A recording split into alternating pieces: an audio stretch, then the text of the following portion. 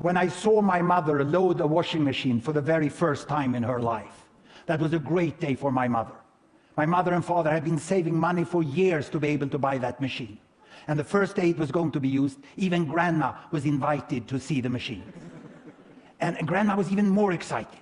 Throughout her life, she had been heating water with firewood, and she had hand-washed laundry for 7 children. And now she was going to watch electricity do that work.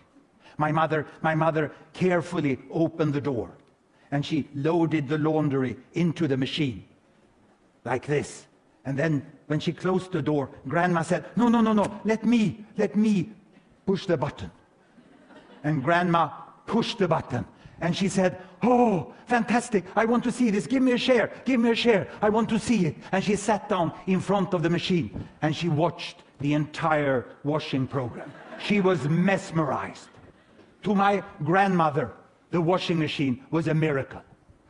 Today, in Sweden and other rich countries, people are using so many different machines. Look, the homes are full of machines. I can't even name them all, you know. And they also, when they want to travel, they use flying machines that can take them to remote destinations.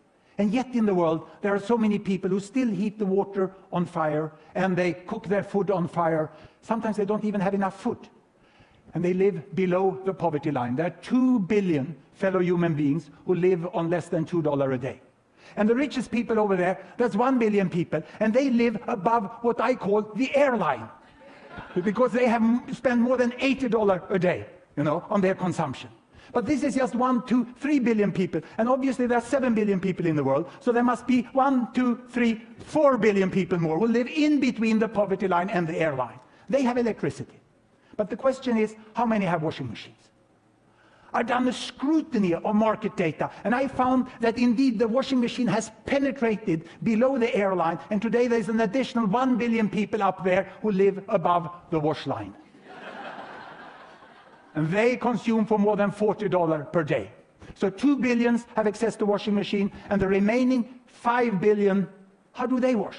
Or to be more precise, how do most of the women in the world wash? Because it remains a hard work for women to wash.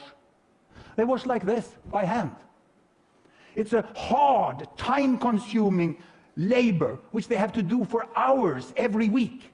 And sometimes they also have to bring water from far away to do the laundry at home. Or they have to bring the laundry away to a stream far off. And they want the washing machine. They don't want to spend such a large part of their life doing this hard work with so relatively low productivity. And there's nothing different in their wish than it was for my grandma. Look here, 2 generations ago in Sweden, picking water from the stream, heating with firewood, and washing like that. And they want the washing machine in exactly the same way. But when I lecture to environmentally concerned students, they tell me, no, everybody in the world cannot have cars and washing machines. How can we tell this woman that she ain't going to have a washing machine? And then I ask my students, I've asked them over the last 2 years, I've asked, how many of you doesn't use a car? And some of them proudly raise their hand, you know, and say, I don't use a car. And then I put the really tough question. How many of you hand wash your jeans and your bed sheet? And no one raised their hand. Even the hardcore in the green movement use washing machine. So how come something that everyone uses and they think others will not stop it? What is special with this? I had to do an analysis about the energy use in the world. Here we are. Look here. You see the 7 billion people up there? The air people, the wash people, the bulb people, and the fire people. One unit like this is an energy unit of fossil fuel, oil, coal, or gas. That's what most of the electricity and the energy in the world is. And it's 12 units used in the entire world. And the richest 1 billion, they use 6 of them. Half of the energy is used by 1/7 of the world population. And these ones who have washing machines, but not a house full of other machines, they use 2. And this group use 3, 1 each. And they just have electricity. And over there, they don't even use 1 each. That makes 12 of them. But the main concern for the environmentally interested students, and they are right, is about the future. What are the trends? If we just prolong the trends without any really advanced analysis to 2050, there are 2 things that can increase the energy use. First, population growth. Second, economic growth. Population growth will mainly occur among the poorest people here because they have high child mortality and they have many children per woman, and that you will get 2 extra, but that won't change the energy use very much. What will happen is economic growth. The best off here in the emerging economies I call them the New East. They will jump the airline. Whop, they will say, and they will start to use as much as the Old West are doing already.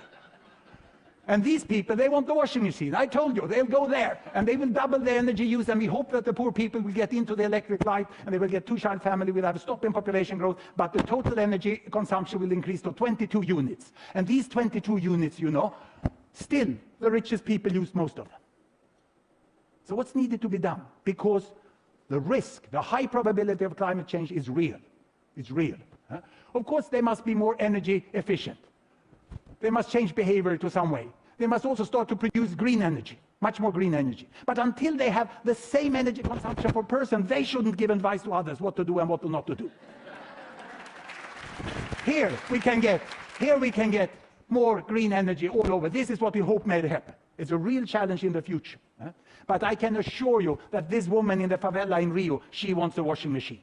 She's very happy about her Minister of Energy that provided electricity to everyone. So happy that she even voted for her, you know. And she became Dilma Rousseff, the president-elect of one of the biggest democracies in the world, you know, moving from Minister of Energy to president. If you have democracy, people will vote for washing machines. They love them. And what's the magic with them?